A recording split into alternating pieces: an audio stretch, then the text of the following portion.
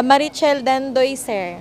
Sa taga-asa, Taga Purok 6 sa Upper Bandira. kasi may kasulti na ay gamay hinabang ni ka ng Kapitolyo. Nagpasalamat sumigda ko, sir, kaya labi na sa mong sitwasyon karon inya.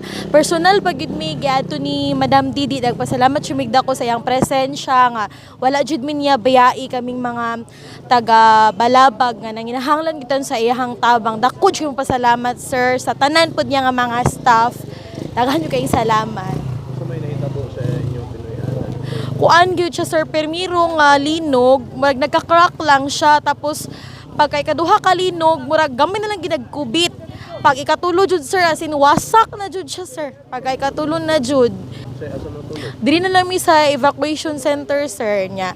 Gaanhi man pud mi ni Mayor Joseph kani mga tent, iyaha pud ni nya kada adlaw pud si Mayor nagahatag og mga kuan tubig, labi na ni among panglaba, kay naputol jud among linya, sir, kay na landslide dan, so grabe jud danan ang impact sa amo atanan dinhiya. So ang importante kayo na ron foods o water. Yes po, sir, mo good na, sir, na yun. Nagpasalamat simi sa tanan nga nag-help sa amo, sir, sa city government, sa provincial, through kay Ma'am Didi o kay Mayor, ug sa uban pa nga mga NGOs pod nga nag-anhi-danhi po. Ma'am,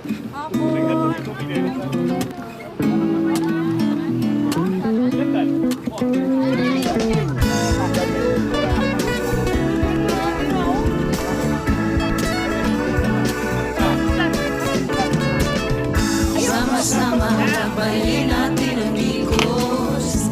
Sama-sama tuklasin natin ang Digos. Sama-sama sumakulan natin ang Digos.